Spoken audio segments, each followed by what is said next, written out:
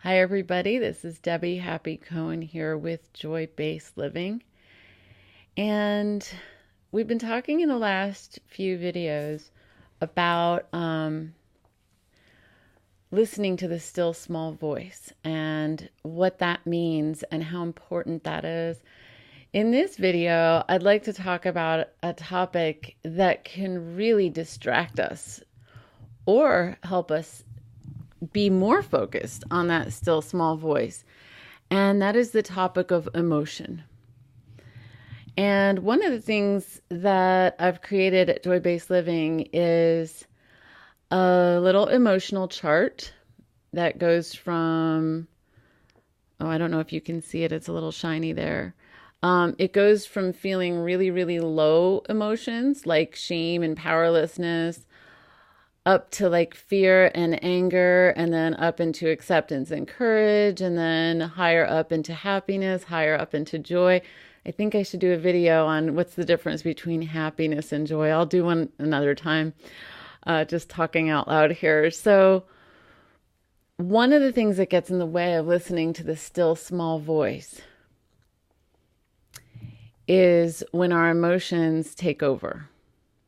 Now, one of the things I've been practicing that I didn't know was yoga until recently is accepting, acknowledging, allowing the emotions that are moving through me to be witnessed and transformed. Accepting them, allowing them, being aware of them.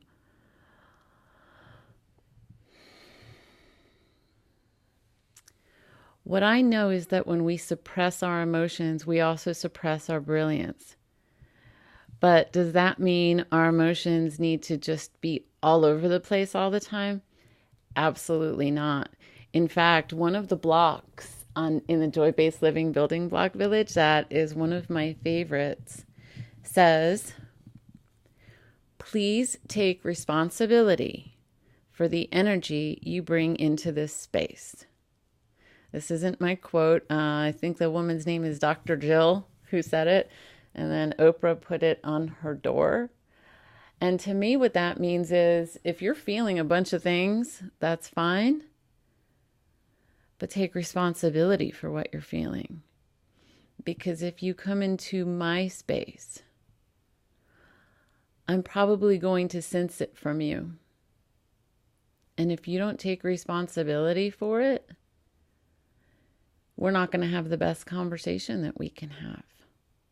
So I've written a book. And what I mean, let me say again, what I mean by the best conversation that we can have is a conversation that allows the still small voice in me and the still small voice in you to rise up, join hands, and generate something better than existed prior to our conversation. Imagine if every conversation in your life was like that. I can tell you that for me, most of the conversations in my life are like that. I wish that for you. So I wrote a book a few months ago where I explored different emotions that we have a really hard time facing in our culture. Emotions like grief and shame and fear. And I used animals or creature symbolism. I'll show you the cover of the book. And I'll tell you what they represent.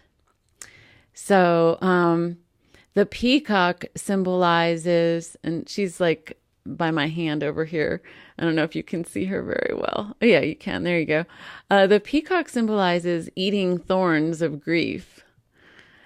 The scorpion symbolizes transmuting shame. The vulture symbolizes accepting the darkness. Oh, I have so much more to say about that. I hope you read this book. The hummingbird symbolizes tireless joy. The spider symbolizes catching the present moment. That came because I watched a spider catch a fly like twice in a matter of 2 weeks, and I'd never seen it happen in my life. So that was so incredible. And the snake represents reverence. At least right now. Snake keeps kind of changing its meaning for me as I go and as I grow. And if any of those words triggered you in any way, I know that the word shame gives people a visceral response. Some people walk out of the room as soon as I say the word shame. Well, if that's a feeling that's inside of you that you have been pushing down and not wanting to feel, but you want to be set free, you're going to want to feel it and let it out and be released from it. So what I've learned is that this is actually called Bhakti, Yogi, Bhakti. And it's about using your emotions to reach ultimate freedom. And it is one of my favorite new words.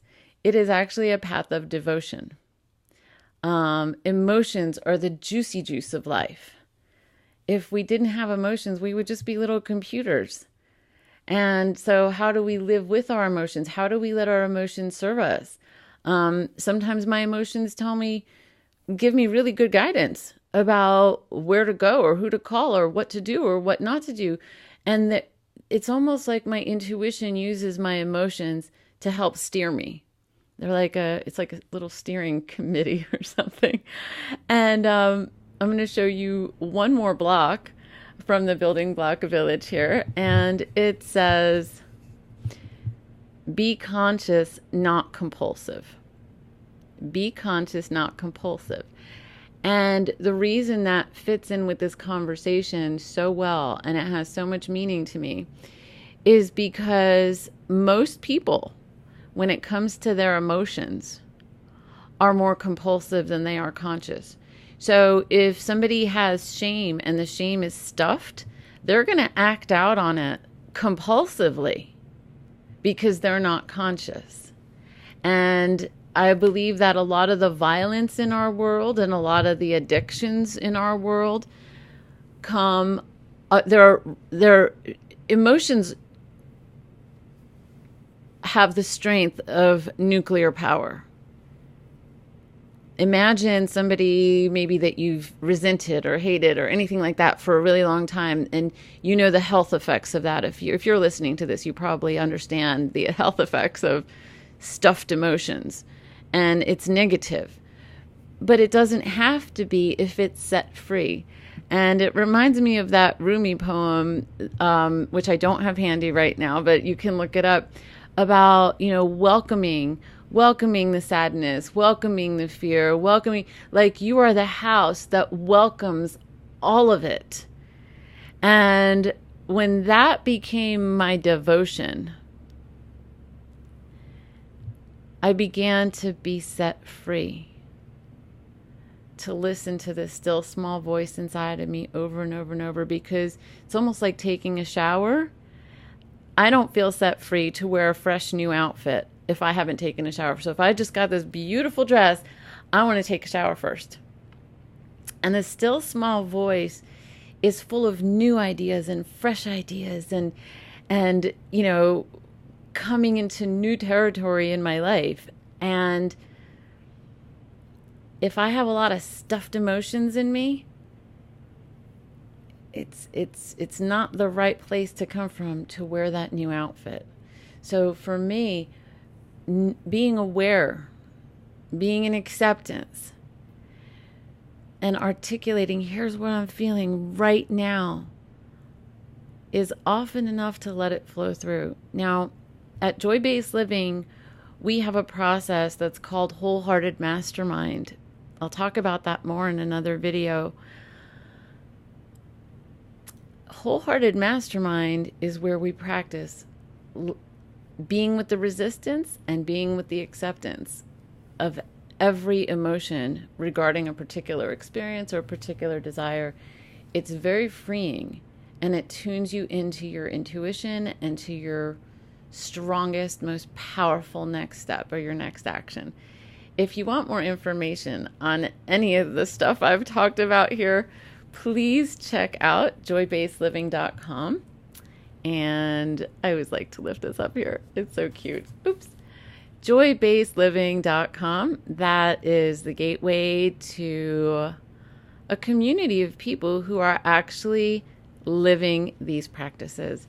thank you so much, and I wish you the absolute most beautiful emotions and joy and bliss on your journey.